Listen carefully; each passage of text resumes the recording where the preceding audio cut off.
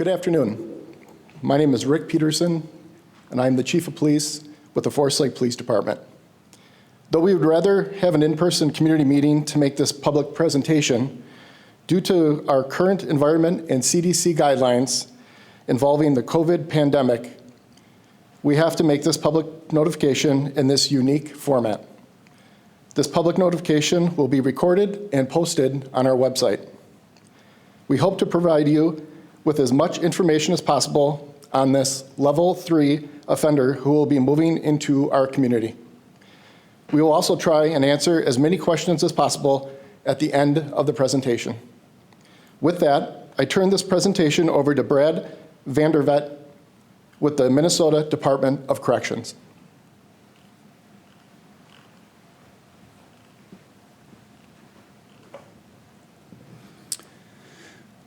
Well, thank you, Chief, and hello and thank you for taking the time out of your day to review this important information.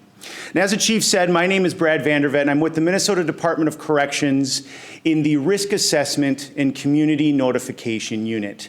And today I will be taking you through some information regarding not only the individual you're here to learn about today, but about registrants and registration and resources as it more broadly impacts this important topic. So my information is going to come at you in 3 real distinct parts. First, I'm going to really get into some of the foundational components of our state's risk management system.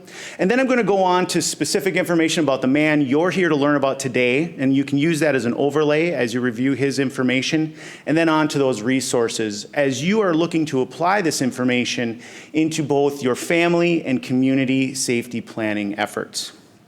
And so where I find that conversations like this best begin is with what we as a community all have as kind of a foundational understanding and knowledge.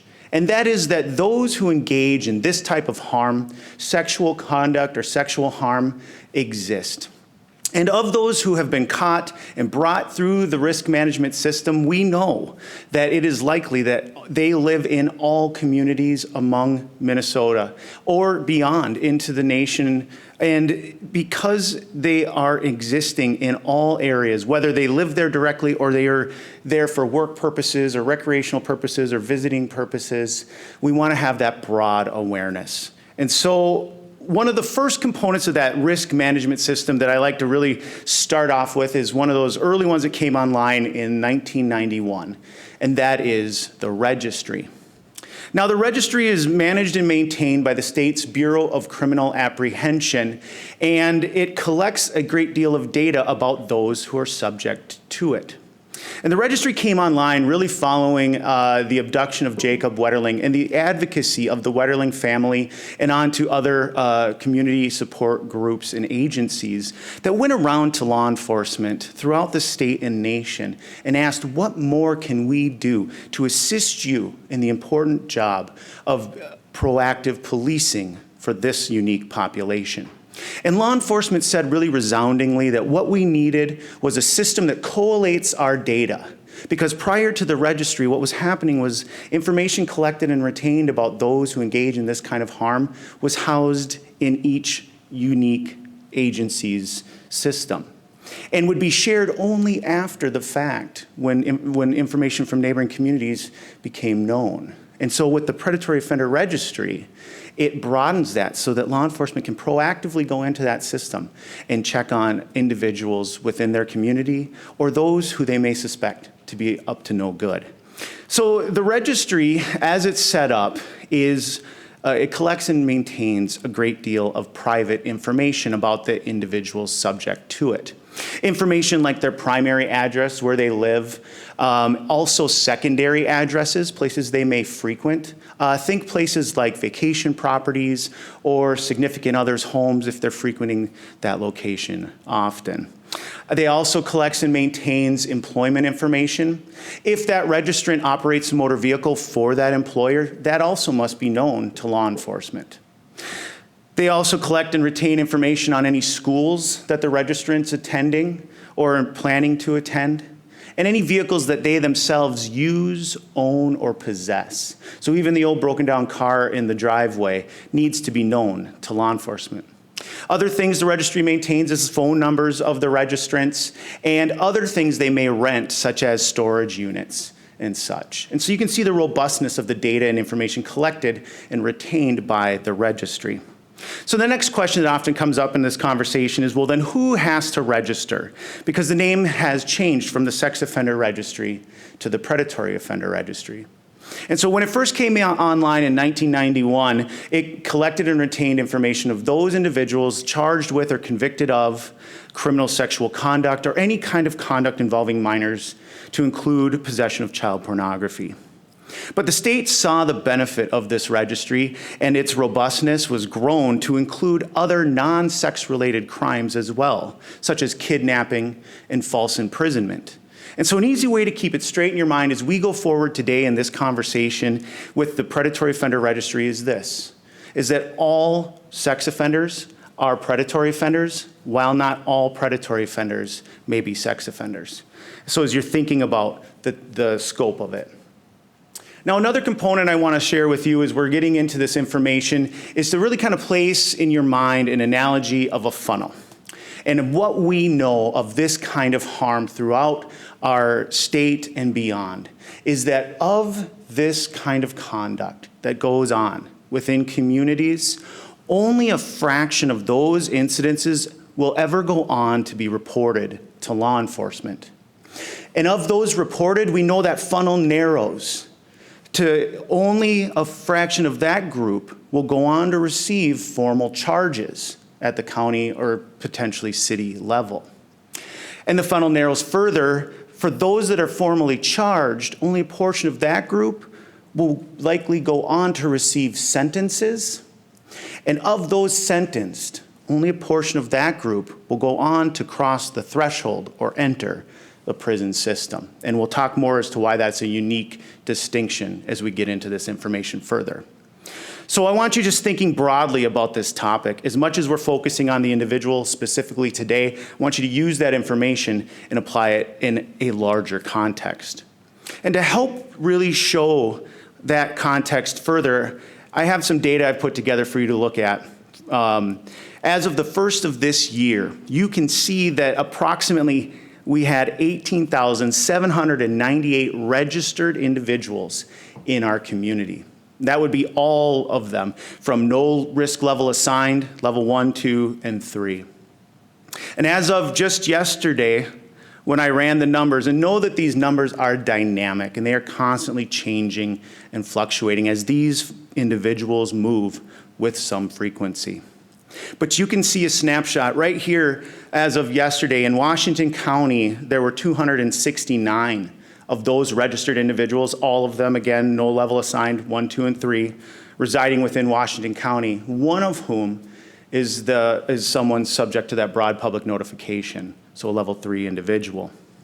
If you look at Forest Lake proper, and again, it's by zip code, so it's an approximation, 34 registrants residing within Forest Lake as of yesterday. Now, none of them, as you see to the right, the smaller number at this point, are subject to that broad public notification. And prior to this meeting, you may have believed that because Forest Lake didn't show up on that public registrant search function that the DOC maintains, that there were no predatory offenders residing within the community.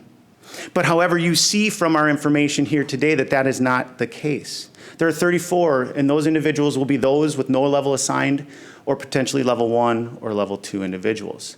But your law enforcement agency very much does know who those individuals are and have been working with this population since the early 90s when we started tracking them throughout the state. Looking at neighboring communities, you'll see Chisago County has 95, and you'll go on down the line. Now, I want to point out with Chisago County there, you'll see they also have 0 as those subject to broad public notification. Again, that's why it's so critical to have these important conversations, because they'd be remiss if they believed that their community was in any way different from your own, or that their awareness should be in any way stunted. And so we want to keep everyone's head up and eyes open. You can see neighboring communities. You can see in Ramsey County, there are 74 individuals subject to broad public notification. And again, as we've been talking here, we know that these individuals are traveling across state, municipal, and city and county lines daily for work purposes, visiting friends, family, and loved ones, recreational purposes, shopping, and the like. And so that broad awareness is just so very critical. Another component of the state's risk management system that I want to get into with you today is the Community Notification Act. Now, the Notification Act came online in 1997 and is founded on the knowledge and understanding that a well-informed community is, in fact, a safer community. And we in the Department of Corrections thank the Forest Lake Police Department and all of its efforts to ensure that the best information available is getting out to as many people as possible today. And so because the Notification Act is the reason we're here talking today, it's worth going into more information in detail as to how that works. So community notification, as you've seen from my earlier slide, doesn't apply to everybody. In order for the notification process to apply, the individual registrant must have crossed the threshold of prison. They must have entered prison, whether it's a state prison, any of the 50 states or U.S. territories, any federal prisons to include military prisons, or those who have been civilly committed for sex offending conduct or behavior. It does not apply to those registrants who have been convicted as juveniles or those who have received stayed or probationary sentences for their crimes. And so this is where you have the no level assigned individuals. So with the Notification Act and with risk level assessment and assignment, the next question that often comes up is, well, then who does what? Well, the Minnesota Department of Corrections is tasked with the assessment of an assignment of that risk level. And the way that is done is through the End of Confinement Review Committee, or ECRC. And 90 days prior to a registrant's release from the institution, their initial release, the ECRC committee will convene and they will go over and review a dossier of information collected by the Risk Assessment and Community Notification Unit. That information will have been run through a risk assessment tool that was built here in Minnesota. This tool began in the early 90s, and its initial research study that formulated it ran all the way into the early 2000s. And then a subsequent follow-up study was concluded in 2012. And this tool followed initially over 1,633 known sex offenders into Minnesota communities throughout that decade or better. And it marked their successes and their failures. And ultimately, through the scientific review process, it created and formulated those known predictive risk factors. And it put it into this risk assessment tool known as the MinSOST, or the Minnesota Sex Offender Screening Tool. So as I go forward today and I speak to you about levels 1, 2, and 3, know that I am speaking specifically to that study and to that group of these individuals' peers.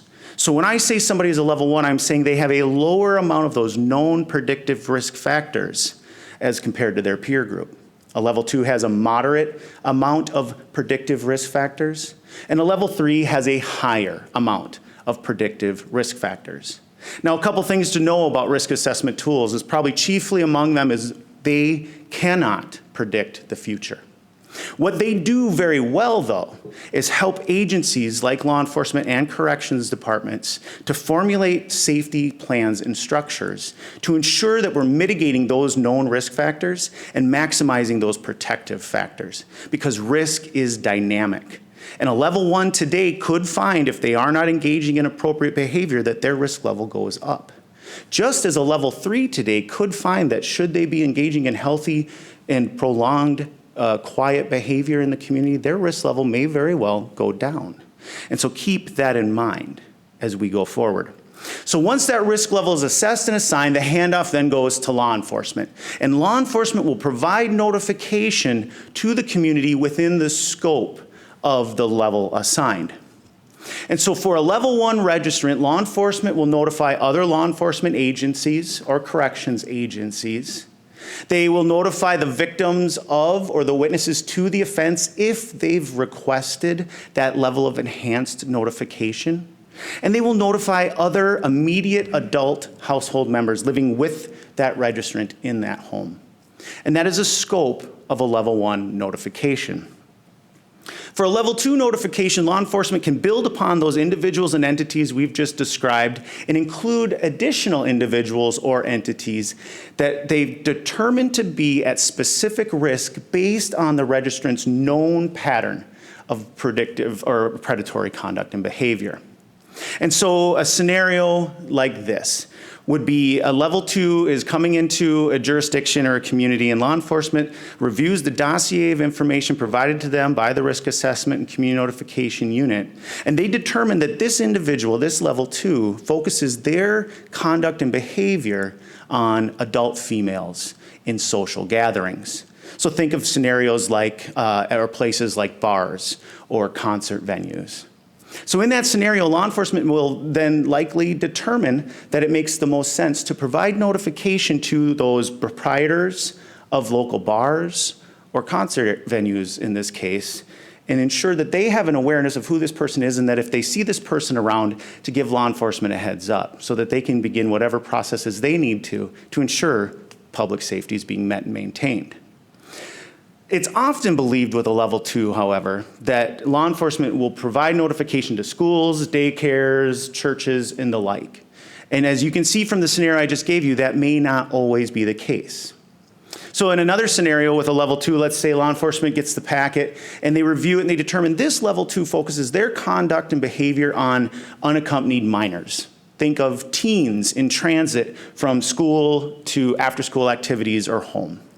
And law enforcement knows of a teen hotspot within its community where teens congregate and socialize in those down times. So in that scenario, law enforcement very well may go to the proprietor of that teen hangout spot and let them know and say, look, if this individual comes around or is hanging out and establishing relationships around these children, give us a call and let us know. We'd like to come out and talk with them and find out more about what they may be up to. And so that is the nuance of a level 2 notification. And then with level 3 notification, those individuals are subject to broad public notification. And that comes in many shapes and forms. And again, we recognize the Forest Lake Police Department and its efforts to rapidly get this information out to you, as they were only informed about this person's move yesterday. And we are here today talking with you and sharing this important information. For those individuals that are off supervision, it is difficult to determine when and where they may take up residency. And that's the scenario as we have here. And I'll get into more detail as we go forward. But know that law enforcement will communicate this information through whatever means it has available and however it best communicates with its community. And so certainly know that logistics are always at play, and law enforcement makes the best determination it can within a very short period of time in this case to get it out as broadly as absolutely possible. So now I want to switch gears and talk to you a little bit more about some of those data and research that we collected through those 2 companion studies I referenced earlier that inform our risk assessment tool. And I want you to be able to use this information as you contemplate your own family and broader community safety planning efforts. And again, just to kind of reemphasize back to that funnel, we talked about that narrowing end of those who cross the threshold. We know that they are only a percentage, a fraction of those that are out there engaging in this behavior. But I want to break it down further. So of those that cross that threshold year after year, and know that the number does fluctuate and change every year, but the breakdown of risk levels assigned stays fairly static. And it's such that we can say about 15% year after year of those crossing the threshold are assessed and assigned at that level 3 category. And remember, that is the group we're able to share and talk with you more publicly and broadly about. But by looking at them, we're able to apply those same risk factors across the board to all those that we don't get to directly know about. And so I want to share some of that information so that you can apply it in your safety planning efforts. As of yesterday, just to give you that kind of final snapshot, there were 460 of those individuals subject to broad public notification within Minnesota communities at that time, at that moment, 10 of whom their address is not known. So 450 who we know where they live, where they reside. We know where they work. We know where they may frequent. And 10 of whom we need to bring back into compliance. So that broad awareness is just so critical, so that you are as much a critical component of that risk management system as any other agency out there. It takes all of us working together collectively and collaboratively to ensure the best possible outcomes. Some other information I want to share with you actually is a study done by the Department of Justice, but it really correlates with the data we've collected. But I like to put it into the presentation so you have some other studies to look at too. And this is the breakdown of those relationships between those who are harmed by this kind of conduct and behavior and those who initiate or engage in that kind of harm. And what we know from this data and this information is that the broad majority, over 90%, of those engaging in this type of harm are known to the people they hurt. And they're using that relationship to exploit it. And so that's where we need to have our broadest awareness. But as you are sitting here today hearing this information, you're no doubt thinking, well, Brad, I have a great knowledge of my own family, thank you very much. And I can set appropriate boundaries and safety rules for them if the need be. And also acquaintances, Brad, I choose and pick and vet who gets to come and be in my child's life, who gets to establish a relationship and a knowing. But that one component that gives us the most pause, as it should, is that stranger group. And you'll see it's 7%, that smallest amount. But it's the one that gives us the largest pause, as it should. Because this is the group that we as family and community do not have that direct influence over like we do with family or acquaintances. And so it's worth breaking down a little bit further what this study did and what it couldn't do. And so when the researchers were compiling their data, they had to create a cutoff point. And what they decided was that 24 hours would be that line in the sand, if you will. And so if they couldn't, through the review of available documents on the offense itself, determine that a knowing existed between the offender and the victim of 24 hours or greater, they would put them into the stranger category. So inevitably what this meant is scenarios like two teens meeting up at a local house party who didn't know one another, maybe attended the same school but didn't know each other until that night they hit it off and the night was going the way it's going. And they left the watchful eyes of the group to some other place, either within the house or away. And the night took an awful turn. That would fall into the stranger category. But what we tend to think about more as parents and as family, when we think of strangers, is that person that's lurking just beyond our awareness, just outside of our scope of knowledge, who has ill intent. And that group tends to fall into a lower group or category of about 3%. Now that is cold comfort, I'm well aware. But as you're thinking about how you're going to apply your family and community safety resources best, please know that we don't want to focus all of your energy and efforts on that smallest group. We want you to have it broadly spread out, and this is why. Other information I want to share with you as you're thinking about how to apply this into your own lives is the breakdown of the ages of those harmed. And if you're like me, as you look at this slide, you'll see, okay, it's broken into thirds, but then very quickly you realize 2/3 of this group are children. And then you'll start to see the age ranges on the side, and you'll notice that the narrowest age range on here, 13 to 17 years of age, constitutes 33% of those harmed. That's 9% of the population, and that is a staggering number. And so it's worth going into more detail about what is going on here. So we as parents and trusted adults in communities know that from that 0 to 12 age range, those children are still very much under the watchful eyes of their trusted loved ones.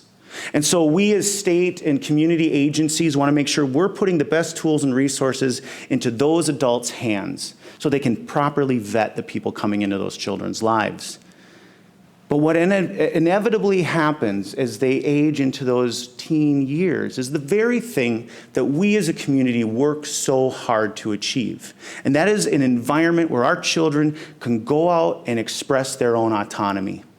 And they deserve every bit of that. But what that does is ultimately becomes the very thing that makes them vulnerable. Because now they are developing relationships outside of the watchful gaze of that trusted adult support group. And so what we've found through our time and research with this data and this information is that we've gotten away from the old model of the talk, where we pull our teen aside as parents and loved ones at that critical age, and we pull back the veil just enough to show them that the world is not as safe as it had been made to be for them when they were younger. And what we often found with that old model was that the teens would often rebuke the parents and loved ones, saying, no, you're just overreacting, you don't understand, it's safe. And so instead what we've learned, and it would also frighten teens, it was kind of the two polar ends of what was going on. So what we found is a more effective model is a lot of little talks, all the way up and through those early years into those early adult years. Age appropriate in their design, building upon one another every step of the way to provide our children with the skills and tools necessary to function safely within society. And this does a lot because it avoids that fear piece that I just mentioned a moment ago.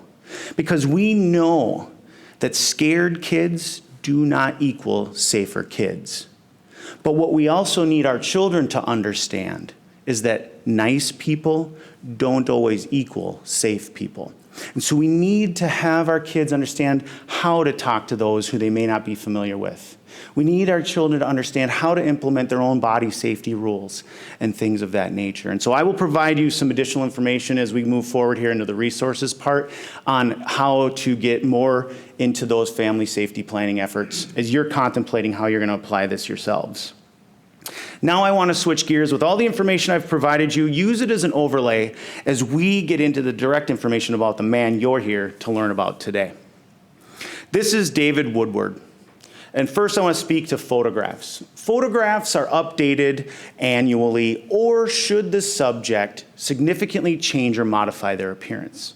So if you were to see Mr. Woodward into the community and see that he's dramatically modified the way he looks, certainly let law enforcement know. And they will obtain updated photos and make sure that we get those onto the BCA's POR site, and then I will get them and make sure they're up on the web. So you always have an accurate photographic depiction of this individual for as long as he is subject to broad notification. These are Mr. Woodward's vitals. He's currently 50 years of age, and on Wednesday he will be residing at the 1100 block of North Shore Drive here in Forest Lake. Now, a question that will often come up in meetings like this is, Brad, can we know exactly where he lives? Will you tell us what house he's in so we know where his head hits the pillow at night? It would give us a great deal of comfort if we knew that information. And as you recall from earlier in my presentation, that data, because it's collected and maintained by the state's predatory offender registry, is considered private data and for law enforcement purposes only. But we do accomplish a great deal with a proximal address. And inevitably, those within and around this neighborhood and community will become aware of Mr. Woodward if they're not already. And they will know where he resides because they will see him as he comes and goes. And they will share that information among themselves, and that's just fine. But what we don't want is state and city agencies is for someone to attain that information that's outside of our community, that has no stake in what goes on here in Forest Lake, who comes in to exact some vigilante revenge scenario that does nothing to mitigate risk or minimize harm, and only serves to disrupt the very thing you've worked so hard in your community to create. And so that is why we use those proximal addresses. This is Mr. Woodward's offense history. This is taken right off the fact sheet that you've already been provided.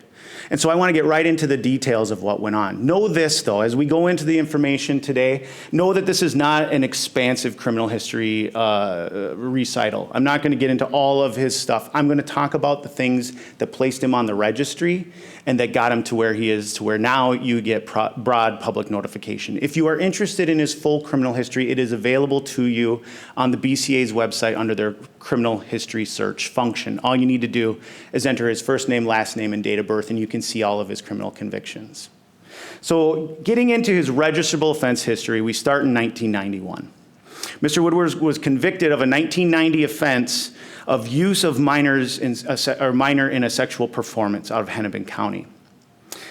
Mr. Woodward, along with two other male accomplices, engaged in sexual acts with a 17-year-old female whom they knew. And they used that relationship, that trust that they gained and maintained through attention and affection to exploit that trust. And once this was found out, they found the information was found by a trusted, loved adult, and it was made known to law enforcement. Law enforcement investigated, and for his crime, Mr. Woodward was sentenced to a probationary term. His prison sentence was stayed, and he was placed under probation for up to 5 years. And in September of 1996, he was discharged successfully from that supervision, and his file was closed. So he had not crossed the threshold of prison, and this was in 1991, so the Community Notification Act was not online. He was, however, required to register, as this is a registrable offense. And so there you can already see the early phases of that risk management system as they were still coming online. So no risk level assessment or assignment would have been done had he entered prison. He did not enter prison. He was on a stayed probationary sentence. Had it happened after 97, it still wouldn't have been assessed or assigned. He would have been one of those no level assigned individuals. So just using that as a way to kind of understand how the system's working. And so, again, file closed, discharged from supervision. And had it all ended there, we wouldn't be talking about Mr. Woodward today. But we continue forward to 2004. Mr. Woodward is convicted of an assault third degree out of Sherburne County. Now, that is not a registrable offense. However, it was charged along with a criminal sexual conduct first degree and a criminal sexual conduct second degree. And the way our state system is structured is that if you are charged with a registrable offense, but convicted of another offense stemming from the same course of conduct, you are still required to register. So it's a safety net that ensures that he still is subject to the registry. And so for this crime, he engaged in criminal sexual conduct against an adult female whom he was known to.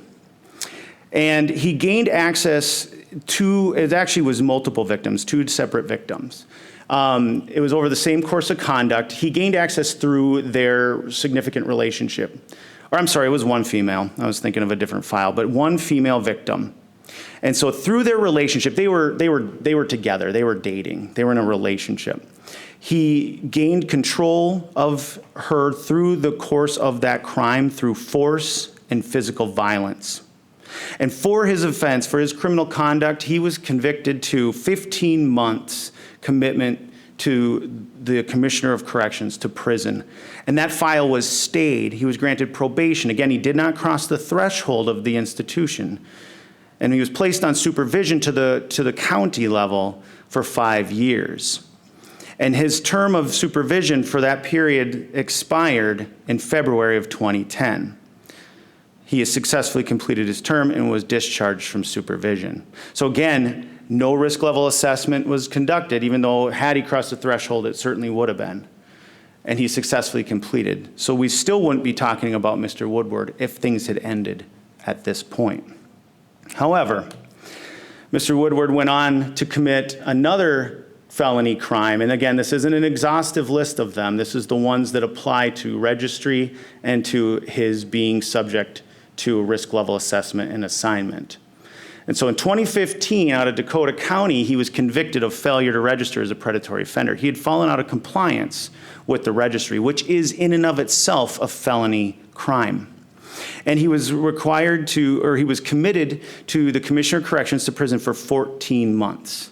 So now he crosses the threshold of prison. And now I can speak a little bit to the next question that will often come up in conversations like this. And that question is Brad, why do people who engage in this kind of harm, in this type of conduct that shocks the conscience, why do they come out? Why are they allowed back into the community? And what I'll tell you is that part of that reasoning is right here in determinate sentencing. Prior to determinate sentencing, we had a system of parole. And for those individuals with particularly heinous or very public crimes, they found it very difficult to be granted release by a parole authority, and would often, as a result, find that they sit in the institution for the duration of their time and their sentence. Now, often the sentiment from folks hearing that is, you know what, Brad, that's just fine. They can sit all the way until they expire. But what we found through our research and ongoing study was that that model ultimately was not impacting recidivism rates in a meaningful way. Because what was happening was these individuals would expire while they're sitting in a prison cell, idle, and then at that day when their time was done, they'd be walked to the door and told, don't come back. Because that wasn't hitting the right marks, because it wasn't bringing recidivism down to where we knew we could get it, we embarked on a system of determinate sentencing. We've actually been doing it now for quite some time. And so the way determinate sentencing works is essentially this. We punish the crime committed with the severity level of the offense weighted against the criminal history score of the individual, and it will give us a presumptive duration, a presumptive commit to the commissioner or a presumptive stay, and for how long. And so with a 14-month commit or any month commit, and this is why it's broken into months, they will serve, if they go to prison, 2/3 of that time in the institution, and by law, 1/3 will be served in the community on supervised release.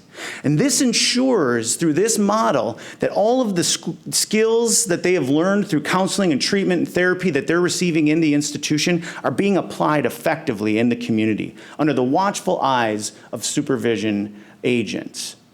And so that's the reasoning for determinate sentencing. So no one decides that they get to come out. Not law enforcement, not the court, not probation. By law, it is set that they will come out on that final third onto supervised release or intensive supervised release and be managed in the community. So as far as Mr. Woodward's prison chronology goes, this is what we have. He crossed that threshold in 2015, like we described, for the failure to register. He was assessed and assigned by the End of Confinement Review Committee a risk level of 2. And so January 10th of 2017, that file expired. He was off supervision and remained at level 2. November of 2018, Mr. Woodward re-enters or comes into prison again for another file, a non-sex related conviction. And any time a registered individual returns to the institution, regardless of what brought them back, their risk level is reassessed. It's looked at what brought them back, what have they been up to, and do we need to change or modify that level. And the End of Confinement Review Committee on January 8th determined that he would retain that level 2 designation. He's released onto supervision at that 2/3 mark for that sentence on March, and then he was revoked, or actually prior to March, he was released in January. In March, he was revoked, he had that release revoked, and he was returned to the institution to serve additional time for technical violations. And again, whenever someone returns to the institution, regardless of what brings them back, they're reassessed. And this point, the End of Confinement Review Committee determined in April of this year that they were going to elevate that risk level to 3. Now, bear in mind, that is not because he was convicted of a new sex crime. It's because he was engaging in behavior that was such that the committee determined that broad public notification was of greater benefit. Specifically, with Mr. Woodward, he has a history of domestic assault. And because of the severity of those offenses, we want to make sure that folks know who he is so that they can make informed decisions about engaging in relationships with Mr. Woodward. And on September 9th, you'll see here, of this year, that sentence expired. And so he was released from confinement at that time without any supervision. He is done. He has satisfied the terms of the court, and his rights have been restored to him. So Mr. Woodward, as it sits here today, is no longer under any correctional supervision at this point. He is not working with an agent in the community. He is not working with anything outside of his own personal efforts. However, he is subject to the registry for life for his previous convictions. So law enforcement will always know where he lives, where he works, what he drives, and if he attends school. And for as long as he remains a risk level 3, you will know his information as well. So as you're looking at all of this coming in, I want you to know your best and most direct resource for questions as you're looking at how to apply this information and getting more to add to it. Know that your best resource is your local law enforcement agency. The Forest Lake Police Department has been dealing with this population for many, many years, as you've seen, and they are very good at what they do. If you see Mr. Woodward in the community and you see that he's engaging in conduct or behavior that you feel is risky or imminently dangerous, it raises the hair on your arms or on the back of your neck, I want you to reach out and call 911. But as your awareness has been broadened even further, if you see anyone engaging in what you believe to be risky conduct or behavior, anywhere within your community, I want you making that phone call. If you have questions more about just policing and initiatives from law enforcement, how they manage this unique population, certainly call their non-emergency number, and they'll be happy to assist you further. But do keep your local law enforcement at the forefront of your mind as you're thinking about resources. Other resources I want to share with you today, as you're thinking back to the slides about the children in different age groups and having those age-appropriate conversations up and through into adulthood, is the Jacob Wetterling Resource Center. Let them be one of the cornerstones of your information. No doubt you'll go on to attain further information from other resources, but know that they are definitely the subject matter experts, and they can assist and help. They come out and they will talk to parent groups, community groups, church groups, schools. They have workshops they'll put on. They are a fantastic resource within our very own communities. And I want you to have them in your mind as you're thinking about how to have those conversations with your children and loved ones. Now, other information and resources I want to provide to you is your local victim services provider.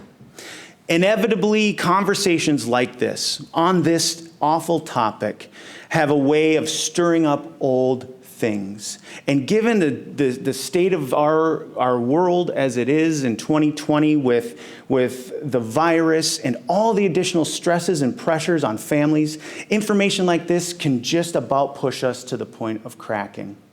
I want you to have readily available to you your local victim services provider. If you yourself are feeling like this has triggered you, it has brought back old wounds and memories, please reach out to them for the assistance and resources you so greatly deserve. But if you know somebody in your life that may benefit as well, make sure they have this information readily available to them too. So to kind of wrap up all the information I've thrown at you today, and thank you for bearing with me, I want to leave you with this. If you take nothing else away from what I've put out there, please let it be this. That what we know from our data and research, and we know a lot, is that 90% of those who become known to the system and go through that full array of that risk management system in the state, they do not go on to reoffend in a same or similar fashion. They do not go on to recommit sexual harm. 90% of those that do engage in this kind of harm focus that harm on people they have a relationship with. Those who they're either directly acquainted to or even familial ties with. Which leaves the other side of the coin, that even if we could eliminate those 18,700 some known registrants from our world and put them on the moon, we would have only impacted at best, year after year, these types of crimes by 10%. 90% of sex crimes year after year that are tried are of those that were not previously known to our system as sex offenders. And so that broad awareness is just so very critical. Remember this, that it is not about geographical proximity. Where a registrant's head hits the pillow at night is where their risk is at its lowest. Where these individuals spend their waking hours is where I want everyone's awareness at its highest. And we know that they can be spending their waking hours anywhere. It is about that social proximity. It is about that knowing, where they establish a relationship and build comfort and trust and then exploit that. So as we're teaching our children, as we're applying this in our own community safety plans, keep that in mind.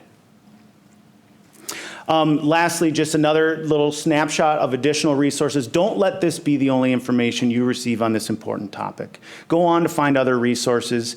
If you find a resource and you're not sure if it's a reliable one or a reputable one, reach out to any one of these other agencies that I've just thrown up here, and you can ask them, and they'll help you and direct you to good, sound data and information. And lastly, as far as state resources, for those parents and loved ones that are vetting people coming into their lives, I have some information to provide them as they go forward. One, we mentioned earlier, is through the Bureau of Criminal Apprehension, where you can search somebody's criminal history. All you need is their first name, last name, and date of birth. And I would argue that for anybody that you may be contemplating to allow into your child or loved one's life as a coach or a tutor or a babysitter or whatever the case may be, if they're unwilling to provide that key information, probably should not be placed on your short list for consideration. Lastly, the Department of Corrections is a great resource as well. All the research and data I've been throwing at you today is there in its pure form outside of PowerPoint slides, and you can go on right now and access it, read it on your own, and draw your own conclusions. If you cannot find it on our website, certainly contact me. My information will be at the end of this presentation, and I will help you find it. We also maintain the offender locator. That is for anybody under the Department of Corrections jurisdiction, regardless of the crime that they were committed for. If you've been impacted by a different kind of crime, or you know of a particular crime and you're interested in what's going on with that person, this is your search tool. And then lastly, that public registrant search. This is where you can see that 450 some known registrants that are in the community, and those 10 that are out of compliance. You can see them all. You can search by cities, by zip code, by county, or by name specifically. Or you can say, leave all the search fields blank, show them all to me, and you will see all of them in front of you. Certainly utilize that. This is also a good resource if you're curious on whether or not a registrant leaves a community. Often law enforcement is asked, will you notify us if he moves out? And law enforcement can and will provide notification if they've determined that a registrant has left the community and will not return. But usually what we find is that when they enter a community, for whatever reasons, it's for resources predominantly. And if they have resources that brought them here, even if they move out, the odds are that they'll continue to return for those same resources. So law enforcement is very cautious on sounding the all clear to its community. We don't want to dull your awareness and your attention to this important topic. Now, typically, this is where we would open it up to a Q&A. Obviously, given our restrictions today, we don't have the benefit of being in front of you to answer your questions directly. However, we have our partners here with the Forest Lake PD that are going to ask some commonly asked questions for you to hear. Yeah, thanks, Brad. Captain Greg Weiss, Forest Lake Police Department here. And, in the last 24 hours, we've done our best to get our information out to the public. And I appreciate you coming up and helping us out here. Detective Carlson leads our predatory offender unit in our registrations. And we just perused the frequently asked questions that we've heard before, and also on the social media that we've received. And also via email, as we put out that email, and I'll repeat it now and I'll do it again at the end for folks, because questions will still come in, and we want to get them answered. So that email is info@ci.forest-lake.mn.us. So Brad, I guess I'll start, and we'll just go back and forth with Detective Carlson. And the first question I have that we've received is, can this offender leave his house? Yeah, and that is a very common question that we get is will we see this person come out into the community? Will they be engaging in day-to-day activities like the rest of us? And the answer very much for this individual is yes. Yes, most certainly. He is under no restriction. The only thing governing him is the registry, and so he has to abide by those terms and conditions set, meaning essentially he has to provide law enforcement with all the data and details we mentioned earlier. But as far as him engaging in activities, his rights have been restored to him. He has no prohibitions on where he can or cannot go, aside from those private entities perhaps having certain restrictions, like schools wouldn't likely hire him as an employee and things like that. But most certainly he will be, you will see him out in the community, you will see him engaging in day-to-day activities, much like many of the rest of us. Why such short notice of him moving into the community?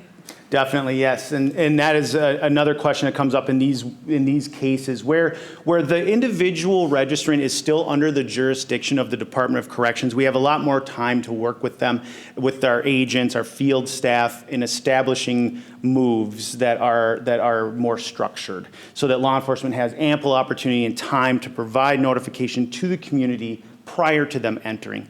Once that supervision component is gone and once they're off of that, they are under the obligation to provide 5 days advance notice to law enforcement in the case of a move. Now, with individuals that are the high-risk category, that level 3 category, as you might well imagine, they find it very difficult to maintain housing, to find resources, and so they move frequently and often with very little notice because they themselves don't have the opportunity to really get that notice. And so what that unfortunately does is often will put us behind the 8 ball. And so, and again, I want to really recognize the Forest Lake Police Department.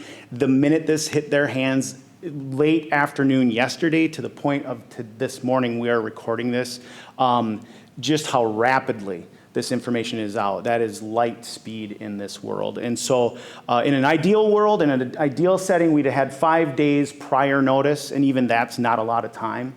But unfortunately, as life is dynamic, as our current situation with all the other things going on in our world, they're dynamic. Sometimes these individuals just simply cannot get more advance notice out. Thanks. I have the next 2 questions, and you already answered them. I just want to make sure that they're covered for those that have asked them. Is that can this offender go to parks and playgrounds and to schools? And I believe that answer is going to be yes. It is, Captain. And as we talked about earlier too, I mean, it's not to say that he gets carte blanche. If you, the community, were to see him in places where children congregate, and that's really what we're focusing on here with that kind of questioning is will he be allowed to, or should we expect to see him in places where children may congregate? And the answer is, quite frankly, yes, you may. However, that awareness needs to stay high. I don't want you to presume that, well, everything's fine if he's loitering in the park. Certainly have your radar up. Pay attention to those interactions. You don't need to do anything special or intervene other than just being aware and perhaps alerting law enforcement or park patrol to his presence should you see him engaging in conduct that you feel is dangerous or potentially risky. But if you were to see him just passing through on a walk and you were to perceive it as being non-threatening, non-risky, he's just on his way through, you may very well determine that this is probably him on a walk and conclude that that's okay, and that's fine too. It's really your comfort level and your perception. Again, the community is such a critical component of this notification process and of the risk management system. No doubt, law enforcement can't always be there. While no doubt they'll be looking out for him, they'll be keeping an extra eye on things, they can't be there 24/7, but you, the community, are. And so it's just so critical that we all work together, communicating with one another back and forth. One thing I'll make a quick point on, Captain, too, is some folks will use social media as kind of a means to communicate this. So like, say, an app like Nextdoor or something, and they'll say, hey, heads up, this level 3 that we learned about yesterday is in the park. And that's all well and good, but remember, law enforcement doesn't police Nextdoor. They're not on there constantly looking for those posts. So if you feel that you're just notifying the community, that's fine. But if you feel that you want law enforcement to know about that, then you have to go to that next step and make sure you notify law enforcement. And so that's just kind of a plug, because I think a lot of communities think that if by posting it on Facebook or Nextdoor that the cops will inevitably know or see it, and that is not the case. It is not actively policed. So do take that next step and communicate it with your local law enforcement too. And I think it's been covered that his sentence is expired, he's completed his sentence. However, is it him being released have anything to do with the COVID-19? Sure. His release is strictly because of expiration. He exhausted his time with his court-ordered sentence. And so, no, there was no other influence or components at play. When he satisfied that time, we in our intake unit tracks that time, and they say, okay, his sentence has been satisfied. They send out the notification. He's either released, in this case, which was him because he was confined, but otherwise they're discharged from supervision, whichever the case may be, and their rights are restored to them up into the level of which, a felon can have their rights restored. So like, there are still some prohibitions on like firearms and things like that, but it's specific to the crime type. And so I wouldn't venture to say what he can and cannot personally have, other than his rights are restored to him, aside from the registry component. Thank you. You know, your PowerPoint was so informative that a lot of these questions have been asked, and I'm going to make sure we hit them all. I just don't want to keep repeating questions, but these people did send, the citizens sent the questions, and so I'm going to try to kind of, and Detective Carlson, maybe bundle a couple together. Already knowing the answers, but just making sure that we get them out. So what should a member of the citizen do if they see something that appears to be suspicious? Yep, absolutely. And I would say contact law enforcement. If you feel it's an imminent threat to persons or property or safety, call 911. Call 911, get that information out there. If it's more of a question, you see perhaps he's spending a lot of time in, I don't know, the library in the children's book section, and it's concerning, but you're not necessarily sure that it's imminently dangerous, I would say communicate in that scenario with the library staff and with law enforcement. These are the kinds of things where we as a community work together to envelop those potential scenarios. But again, that's a great scenario to think about, because I want you aware of anybody who might be loitering in the children's section frequently at the local library. And I would want law enforcement to know who that person would be, because remember, law enforcement knows of those with no level assigned, level 1 or level 2 as well. And so by describing that individual that may be in that scenario, you might be helping them to advance their policing efforts. And so I know that, people of a certain age group, mine and older, have a real prohibition to calling 911. We remember as children, you let the house burn down before you call 911.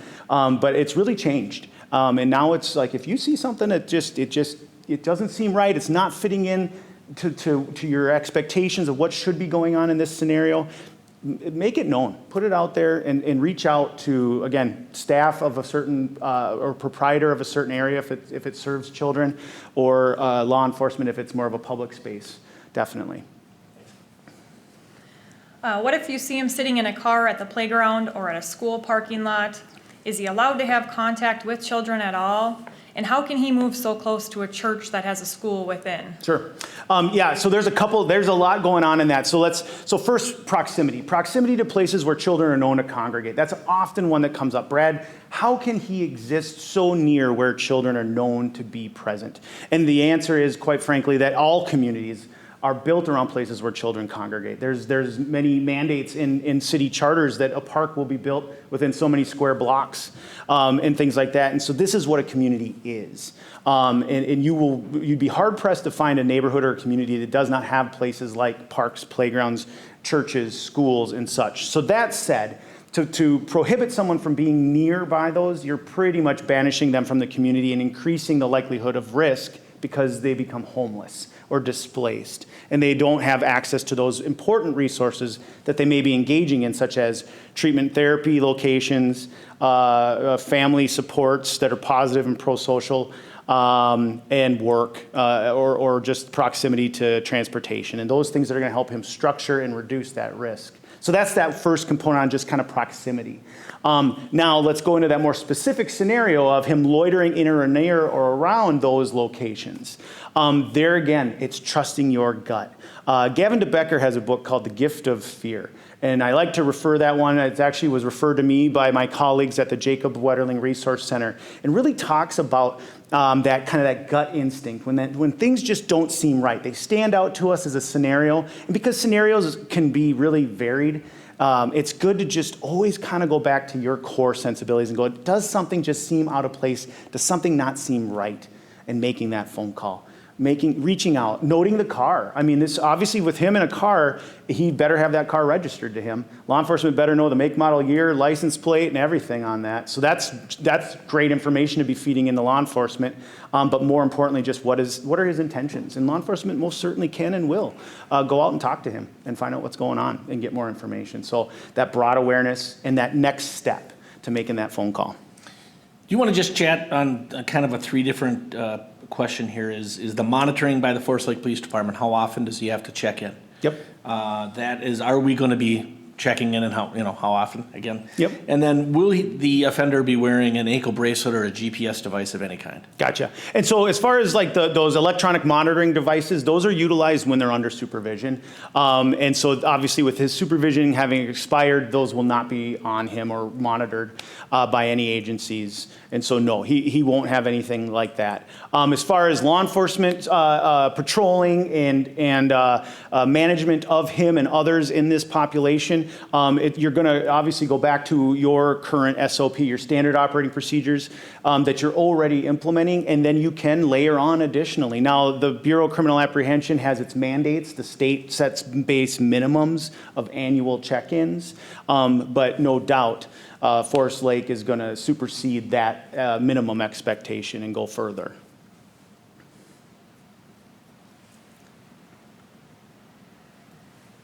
I think, the rest are covered. It was just basically, he will not be supervised by anyone from the state, and he will be checking in with local law enforcement, and we will also be checking in on him. with Yeah, the last kind of few regularly, questions. very Yep. regularly, yes. And that, I just went back through the social media posts, Brad, and just to see if there was anything that recently came in, and we have not, since this meeting started and drafted these questions, we have not seen anything. Okay. Again, but if there are questions, if people could go to that info at ci.forest-lake.mn.us, submit your questions there. We will respond to them and we will get them answered. Knowledge is key. Absolutely. And having the community's eyes beats the 20-somethings of us sets eyes. So thank you for coming. Is there any parting comments or anything? I put up the last slide here with my contact information on it, and just like you said, is just reach out with your questions. If you're sitting here, this is a lot to take in and to process. As you take your time, think through those questions you may have that weren't answered, or that maybe you're looking for further detail on. You have a lot of resources available to you to get them answered. Local law enforcement, again, your best and most direct resource. If they don't know the answer, they'll get you to the right person. But you've got the victim services, local and our state agencies readily available to you, and then myself for any questions about the processes and the background stuff. But just reach out. That's the one thing I'd like to just leave is just don't sit with these questions and feel like, well, it is what it is. I can't do anything about it. I want you reaching out and having a conversation with somebody so that we can help you be as best informed as possible and increase that public safety and awareness. And thank you for having me out. I do appreciate the rapid response from your agency and the ability to come out and talk with the people, even through this weird medium. I think it's just so critical and important. All right. Thank you. That concludes the community notification.